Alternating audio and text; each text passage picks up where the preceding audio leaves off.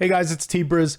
Today I wanted to share some workflow tips for recording audio in FL Studio. When I first started with FL Studio, I came from Pro Tools and it wasn't very intuitive on how I would record things like bass and guitar or even vocals or microphones. Over the years, I've figured out some little tricks to make my life easier.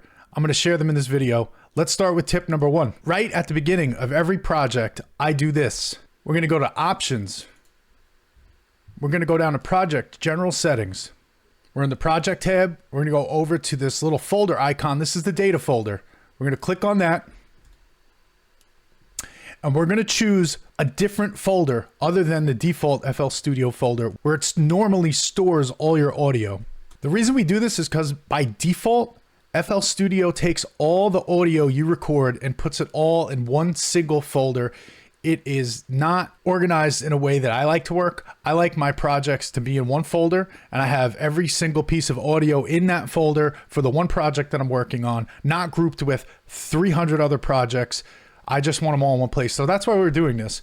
And I also suggest that you do that if you're on Windows. I don't know about Mac, but if you're on Windows, you would go to your Documents folder and start something there in your Documents folder. For instance, in my Documents folder, I have a Beats folder. I have all these archive stuff that I don't work on, but here's the beats that I'm working on right now. We're gonna do a new folder. We'll just call it tutorial for now. Okay.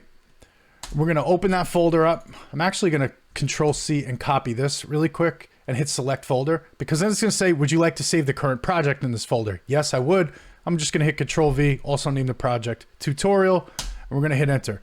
Okay, at this point now in this path, we have our project saved, and any audio that we record for this project will also be in that folder. This also makes it so if you want to take that whole folder and move it somewhere else to another computer, give it to somebody else, all they have to do is open the project, and in the folder, all the audio files will be there. You don't have to worry about hunting them down. Just trust me, it makes life easier. That is tip number one. This next clip is great for workflows, and it's a pretty simple one. It's just learning the shortcut keys to arm your recordings, to start your recording, start and stop playback. So if we wanted to click with the mouse to arm recording, we would click right here. And I also want to note, at some point, there used to be a pop-up that would show up when I would record, and it would ask me, what do you want to record? Maybe I could find a screenshot of that online really quick, because I got rid of that thing, and I recommend you do too. Hold on one second. Okay, yeah, here it is. I found it online. This might only be in older versions of FL Studio, because I remember there being a button that says, don't show me this pop-up anymore. My first tip is, for your version of FL Studio, Google how to get rid of this pop-up. Unless you like it. But personally, I hated this pop-up. I got rid of it. After that pop-up is gone, you can right-click here on the record button, and these are the options they give you. Recording. What are you recording? Automation, notes, audio, clips. Right now, we're going to be doing audio, so I'll click that. Next time we hit spacebar, in this case, spacebar would start recording for me. It's going to record audio. The whole point is to learn the shortcut key, get rid of that pop-up. For me, it's the letter R, okay? If I hit R, it turns it on and off. Also, you want to make sure that you don't have this. This selected is typing the keyboard to piano keyboard. So if you press the letter R and you're playing a MIDI instrument, you might actually hear a note like bing, bing, like a piano. And you're like, how come it's going bing when I hit R? That's because you probably have this turned on. It turns your keyboard into a MIDI piano. Turn that off, then you can use the shortcut keys, okay? We also want to make sure, I noticed this is in pattern mode. When we're going to be recording audio, we want this to be in song mode. If you're in pattern mode and you record audio, it then disappears from the playlist once you're done recording it because it records it as a pattern. We want to record it to the song or to the playlist. Later, when we record audio for one of the next tips, you'll see that the audio stays in the playlist once we stop recording it. And that's why, because we turn this on to song. And then you want to know your shortcut key for starting and stopping playback. And in this case, since we're armed to record, if I hit spacebar, it's going to start recording. So watch, if I hit spacebar, you'll see actually there'll be a little message too that pops up on the thing. It says recording, 3, 2, 1, boom. Now it's recording. And then if I hit spacebar again, we just stopped recording. If I hit R, because I want to play it back, I hit spacebar again to do playback. There's nothing to play back. But if there was, you would hear it. And we're going to go over that in the next step. We're going to actually put this into action with real audio. But I figured let's talk about the shortcut keys right before we use them. Learn them, use them, especially if you're like me and you're your own audio engineer. I will sit with the guitar or with a microphone and do take after take after take sometimes if I'm just not nailing it. So you do arm to record with R, hit space to record, start doing your vocal take, start doing your something. You're like, oh, okay, I messed up. Hit space bar, hit Control Z. That'll undo the audio you just did. I don't know if just talking about it is doing anything for you guys, but I think the real message here is learn those shortcut keys. R to record. In some cases on versions of FL Studio, it might be Control R or Alt R, but it's R and then space bar to play and to record. All right, let's move on to the next tip. I didn't expect to talk about shortcut keys for that long, so hopefully you're still awake after that. This tip is about using a dedicated input fader for your instruments, your microphones, your bass, your guitar. I'm going to show you what that's all about right now. First, let's start. I selected track 10. Speaking of shortcut keys, we want to rename this first. I could right click and I can go and click on rename color and icon, or I could right click and press the letter R and the rename color and icon box just shows up, or you can click this and you could just hit F2 and it also pops up. A couple more shortcuts. Learn as many shortcuts as you can. It's only going to increase your workflow.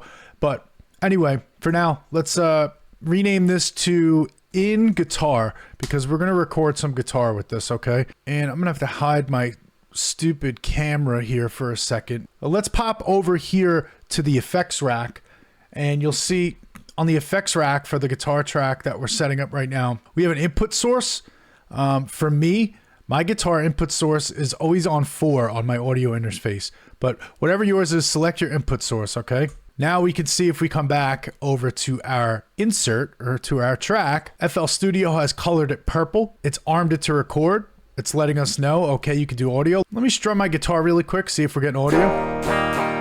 Yes, we are. Cool. First part of this trick I'm actually going to do though is disconnect this from the master fader. We're going to take this off.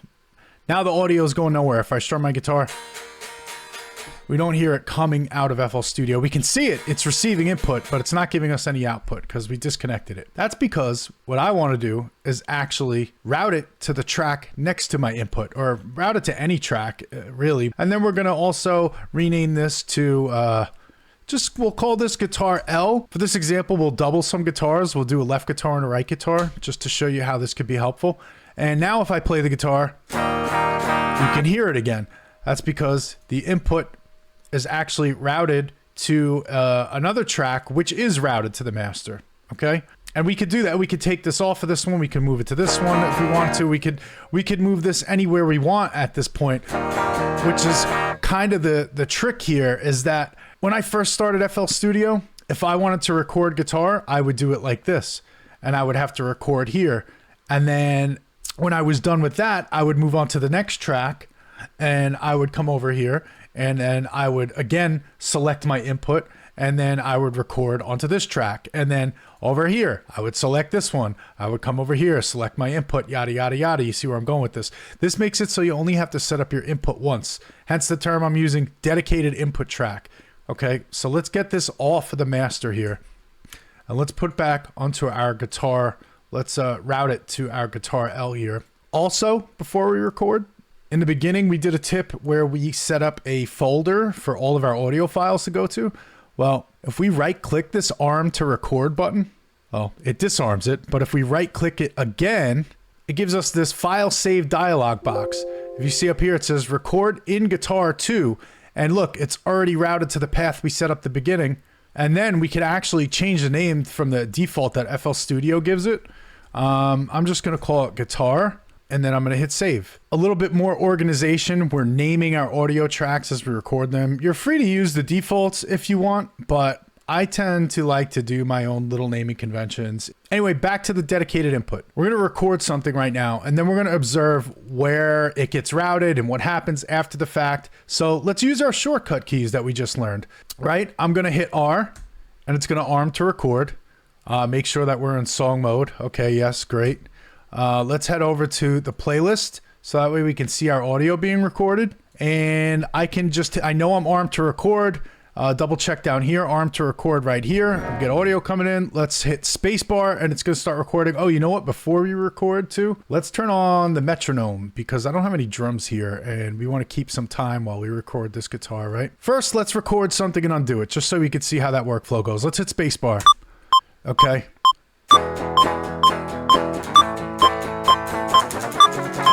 Oh, I messed it up. I hit space to stop, right? Actually, if I press R right now, I can't see it on my screen, but I know if I press R, I'm unarming it. And then if I hit spacebar, we could just quickly listen to playback. All right. Oh yeah, that take was awful. I want to undo that. Let's hit Control Z. Last recorded audio file is about to be deleted. No redo. We can't. No redo or no undo, whatever. Let's get rid of it. We don't want it. We know we hate it anyway. So let's hit OK. All right, it's gone. So now if we hit R to arm to record again and we hit spacebar, we're quickly doing another take. Cool.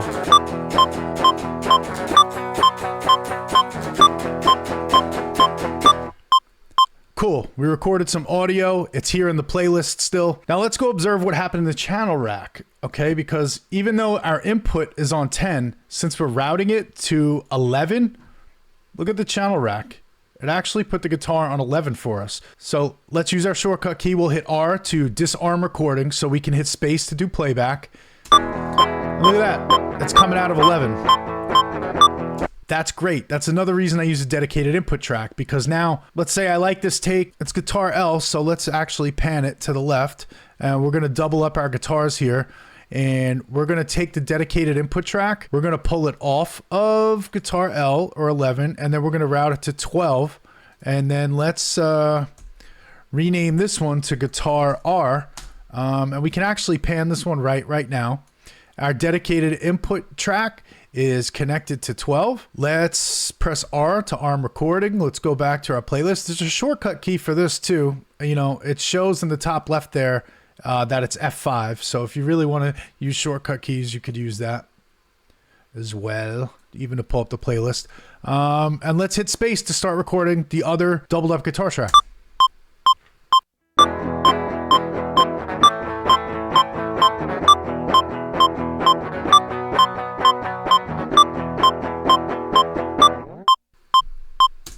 Space to stop. Cool. Check that out. Let's hit let's press R again because we know that it is disarming record. We could do a playback. Press space again. Very cool. And if we come back over to the channel rack, we can see that now this new guitar that we've recorded is on 12. So there we go. We recorded double guitars. It automatically routed them for us. We didn't have to mess with all that stuff, all because we were using a dedicated input track. And on top of that, we could unroute this now, and this audio is going nowhere, so it's not interfering with anything in the background while, let's say, we're recording other instruments. But there's another quick trick I'll show you. You know, because sometimes if you, let's say, have a microphone, you might want to mute this so you don't hear the audio coming in through the microphone or something. Try hitting shift and left click and you'll lock it. This way, if you go to solo another track, for instance, by hitting control left click to solo it, and then you control left click it again and it brings everything back in, it won't bring your locked track back in. So this can stay muted and you don't have to worry about your input track interfering while you're mixing or while you're recording other instruments from other inputs. I think that's a good bonus tip here, and I use that a lot. And also, this is very important too. Make sure you disarm this track from recording. So we unroute it so we don't have to hear it coming through when we're doing other stuff. But we also, when we start recording, say we set up like a bass insert over here and we start recording bass, we don't want this also armed to record while we're recording the bass. So disarm that. So honestly, I had a list of like a handful of other tips, but this video is running kind of long. So I'm going to end it here. If you got something out of these tips and you want to see more like this, hit me down in the comments. Let me know. I will try to record the rest of those tips and put out another video. Love getting comments on my videos. I try to write back to as many as possible, and I appreciate you guys. Thanks for sticking around. I'll see you on the next one. Peace.